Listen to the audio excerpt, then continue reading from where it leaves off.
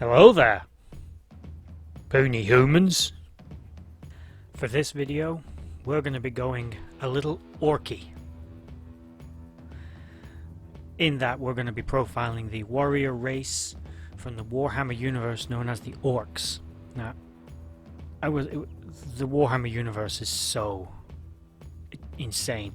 Any of the races from within it could have been added to this list. I was even tempted to use humans.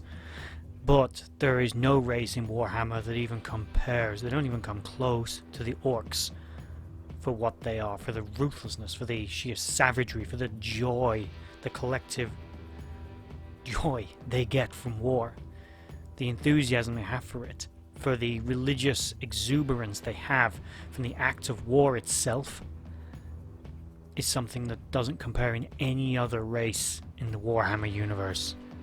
Now, the lore on the Orks is vast and extremely extensive, so forgive me if I miss some things out in this list.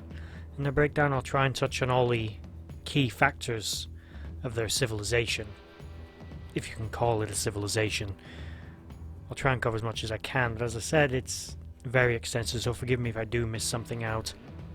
Now, starting at the beginning, the Orks are a bioengineered race of warriors created by a civilization known only as the Old Ones, some 60 million years ago, to fight in ancient wars. Back then, they were known as the Krork, and were considerably larger and a little more sophisticated as a culture. A little. They were certainly technologically more advanced, as the Orks seem to have degenerated somewhat with age. Now, in society and in physicality, the Orks are bred, engineered to be the perfect fighting race, or at least near perfect fighting species. A race that not only are built for war, but love it. They love to fight. If they run out of enemies to fight, they'll just fight each other until something comes along that they'll all want to fight. It's just the way they are. The Orks, biologically, are, as I say, bred for war. Literally, there are no female Orks, although technically as well there wouldn't be any male Orks. Orks reproduce asexually. Their species are part fungus, as far as anatomists can determine, and they continually shed spores. These spores, in brief, we're not going to go too much into this, but in brief, they grow into mushrooms. Those mushrooms then grow into the various different subspecies of Ork, such as the Ork themselves, as well as the Snotlings, the Gretchen, and a few others.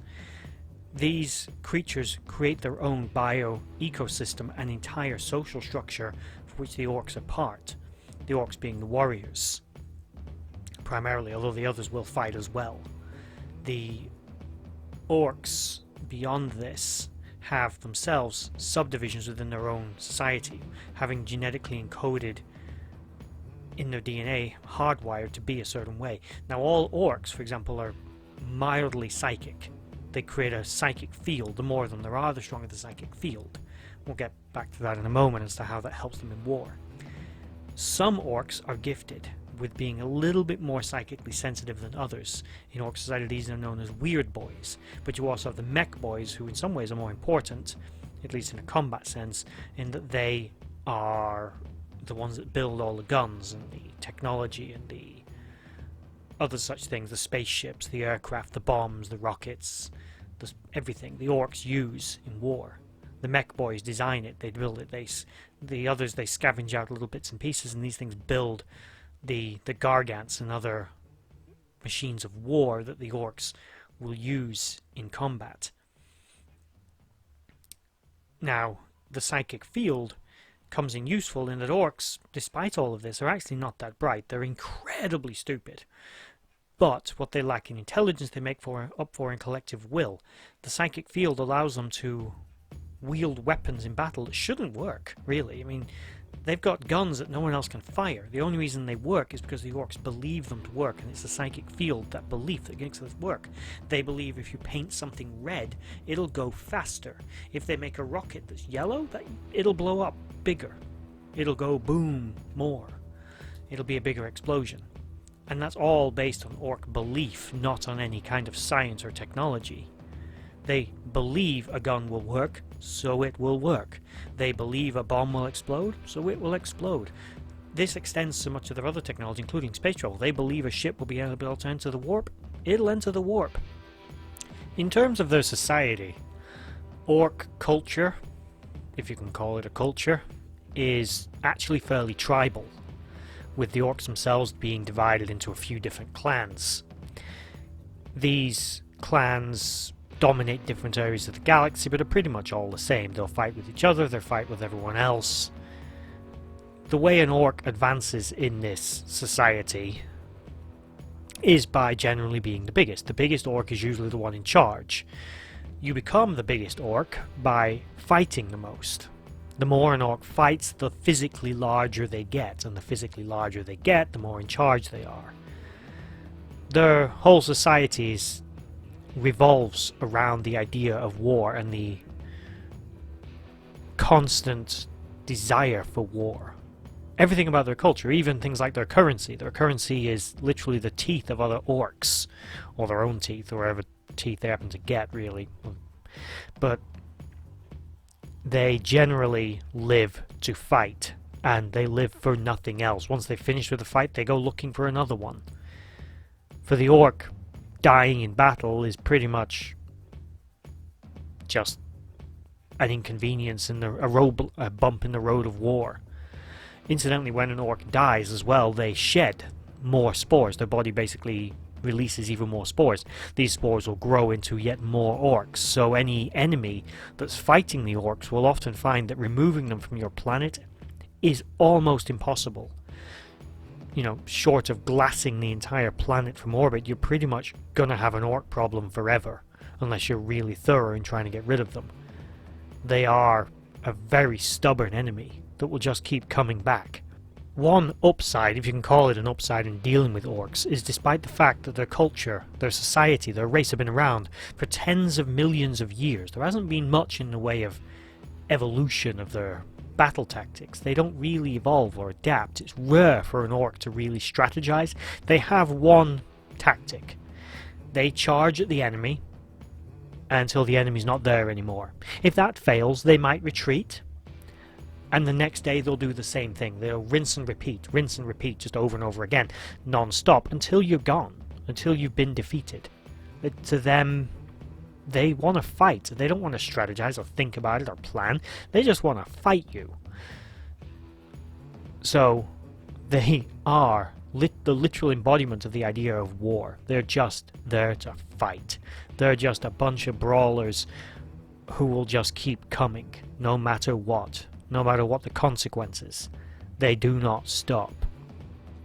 In terms of working with others, it is rare. On occasion, some Orks, some groups will occasionally work with other races as mercenaries or fighters in some way. Never as something like a bodyguard. It'd be like keeping a wild wolf around. It's very impressive and very powerful, but it's probably going to turn around and bite you. So no one to keep an Orks around for too long, but they will on occasion work with others as mercenaries, or on occasion allow others to work with them, particularly Ogrins, who are abhuman species who have low intellect but high physicality, which actually rivals or surpasses that of an Ork in truth. And sometimes an Ogryn will choose to work with an Ork, and if Orks will accept it, they'll fight together, because these two races pretty much have the same sort of mentality. But it is uncommon for them to work with others, but not unheard of. Okay, well, that's this video, I think. It's going on a little bit now. I think I've touched on all the major bases with the Orks. As I said, they're big, they're powerful, they're very dangerous, they're stupid smart in a way. I mean, they've got space travel, but they are very dumb, especially when compared to any of the other spacefaring races, such as the Eldari or even humans. They are intellectually inferior but physically very powerful, and they live for war. So as I said, this video is going on a little bit now. Let me know what you think of the Orks. There's probably going to be a voting button somewhere. I don't know which side. This camera's reversing me. Other than that, if you've enjoyed this video or you're enjoying any of the other videos, there's a link in the description or possibly one of the end cards to the other videos I've got in this series. I've got a few videos of warrior races out now. If you are enjoying the show overall, please like, share and subscribe. I also have a second channel, Nerd.World Films, which doesn't have too many videos on the channel right now, but there's a link again in the description below if you want to go check that out. And if you do like that channel too, please like, share and subscribe there too. With that said, take care, be safe, and bye bye.